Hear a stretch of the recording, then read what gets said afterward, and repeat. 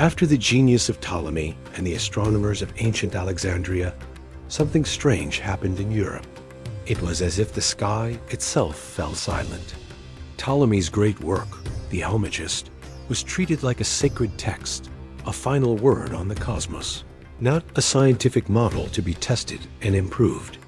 For hundreds of years, the heavens spun on, but no one seemed to be watching with fresh eyes, with the courage to question what they saw.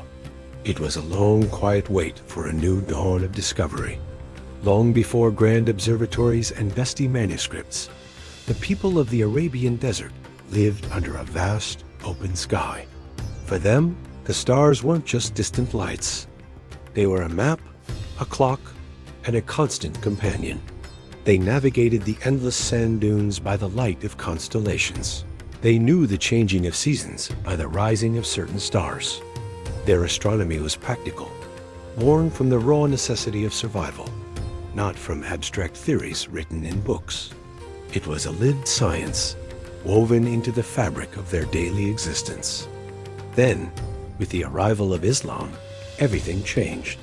This wasn't just a new faith. It was a revolution in thought. The pursuit of knowledge became an act of worship. Curiosity wasn't just a pastime.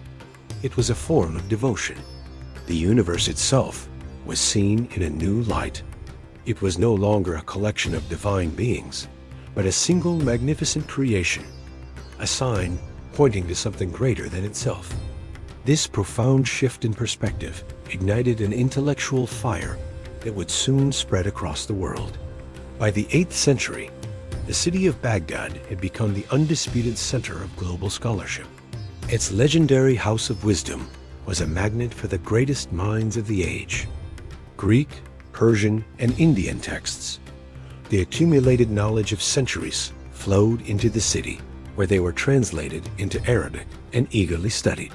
Scholars pored over Ptolemy's Almagest, not with blind reverence, but with a critical and discerning eye. They saw its brilliance, but they also saw its flaws. They set about correcting its planetary tables, refining measurements of the sun and moon's paths, and boldly questioning its inconsistencies. They weren't just preserving knowledge. They were actively building upon it. But the Golden Age of Baghdad, like all great eras, couldn't last forever. Political turmoil began to cast a shadow over the city, and slowly, almost imperceptibly, the bright torch of science began its journey westward. By the 10th century, if you wanted to find the most advanced scientific centers on the planet, you wouldn't look to the east. You would look to the vibrant cities of the west: Córdoba, Toledo, Fez, and Marrakesh. This was the new frontier of knowledge. In Al-Andalus, under visionary rulers like Abd al-Rahman III and Al-Hakam II, Córdoba blossomed. It became a city of wonders, boasting Europe's largest libraries and a network of state-funded observatories where the stars were charted with unprecedented accuracy. Meanwhile, across the strait in Morocco, powerful dynasties like the Almoravids and Almohads were also building a legacy of science and scholarship. They expanded institutions like the legendary Al-Qarawiyyin University in Fez, the world's oldest continuously operating university, turning it into a powerhouse of learning. They built architectural marvels like the Koutoubia Mosque in Marrakesh. The very construction of this magnificent structure was an astronomical feat, its orientation precisely aligned with celestial coordinates, a testament to the mastery of its builders. In this thriving intellectual ecosystem, Greek science wasn't just being copied or preserved in a vault. It was being challenged, tested, and transformed. The astronomers of Morocco and Al-Andalus weren't passive inheritors of ancient wisdom. They were active participants in a living, breathing scientific tradition.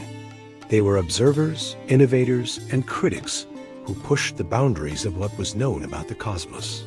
For generations, these lands weren't just part of the scientific world. They were its capital. For a brilliant period in history, if you wanted to understand the heavens, you looked to the skies above Morocco and Al-Andalus. This was their story, a story of observation, devotion, and a scientific world that shone brightly in the West. Thank you so much for watching. If you found this journey into the past fascinating, please consider liking this video and subscribing to the channel for more stories about the hidden history of science. We'll see you in the next one.